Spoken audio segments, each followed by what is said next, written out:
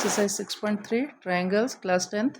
आज के इस वीडियो में सिर्फ क्वेश्चन नंबर 1 डिस्कस करेंगे, rest of the question next video में।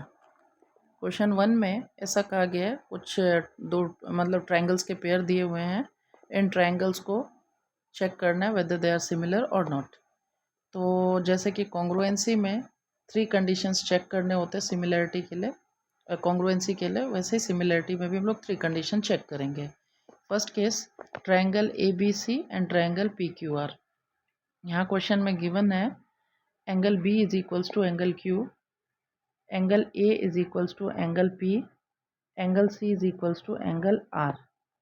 तो यहाँ पे हम लोग देख रहे हैं each corresponding angles are equal, therefore by angle angle similarity rule these two triangles are similar. इसके बाद क्वेश्चन 1 का पार्ट 2, इसमें ट्रायंगल ए बी सी और ट्रायंगल पी क्यू आर दे रखा हुआ है। इस ट्रायंगल में हम लोग देखते हैं ए बी का कॉरस्पॉन्डिंग पार्ट है R Q, so A B upon Q R is equals to A B की वैल्यू अपॉन आर क्यू की वैल्यू 2/4 डिवाइड होकर 1/2 हो गया। देन बी सी का कॉरस्पॉन्डिंग पार्ट पी क्यू, तो बी सी की वैल्यू अपॉन पी क्यू की value 1/2। Next A C का कॉरस्पॉन्डिंग पार्ट पी आर, तो A C upon P R 3/6 1/2। तो in this way we can see that कि यहाँ पे each corresponding parts are equal, therefore by side congruency rule this two triangle are similar. Next part question number 3। Question number 3 में triangle L M P and triangle D E F.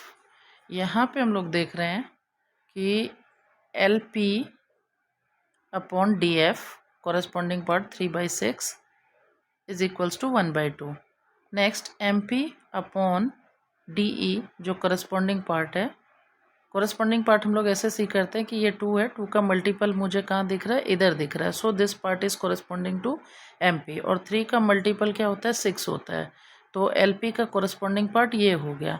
तो remaining ये बचा हुआ जो है वो इसका corresponding part होना चाहिए, लेकिन यहाँ पे 5 का डबल या ट्रिपल या उसका हाफ ये नहीं है, ये 2.5 होना चाहिए था, लेकिन है ये 2.7। तो हम लोग क्या देख रहे हैं कि फर्स्ट पार्ट जो है सेकेंड पार्ट के इक्वल है, बट ये पार्ट अनइक्वल है, इसीलिए these two triangles are not similar. Next हमारा आता है triangle M N L and triangle P Q R. इस ट्रायंगल में हम लोग देख रहे हैं पी क्यू का corresponding part is M N. ये नहीं सोचना है कि ये 5 है तो ये इसका कॉरस्पॉन्डिंग पार्ट होना चाहिए। यहाँ पे सिमिलरिटी हम लोग देख रहे हैं, कॉन्ग्रुएंसी नहीं। सिमिलरिटी में शेप सेम होता है, दोनों ही ट्रायंगल है, लेकिन साइज सेम नहीं होता है। ये 5 है तो इसका कॉरस्पॉन्डिंग पार्ट या तो इससे छोटा होगा, इसका हाफ होगा, या इसका डबल होगा, ट्रिपल होगा।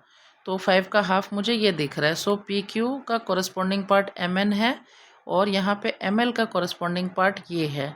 और इस साइड के बीच में जो एंगल आ रहा है 70 डिग्री, तो वैसे ही इन दोनों के साइड में जो एंगल है वो उसका कॉरस्पॉन्डिंग एंगल हुआ। तो वी कैन सी दैट कि angle M is equals to angle Q, यानी कि side angle and side rule से ये दोनों ट्रायंगल हमारे कॉरस्पॉन्डिंग हो रहे हैं। कि यहाँ पे हमने देखा one corresponding part is equals to another corresponding part and the corresponding angle are same. और पॉलीगन का सिमिलरिटी रूल ये था, corresponding angle must be equal and corresponding side must be in proportion.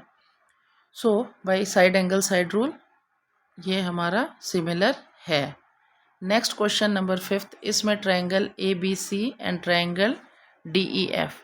यहाँ पे हम लोग देख रहे हैं ए बी का corresponding D F and E F का कॉरस्पॉन्डिंग बी सी।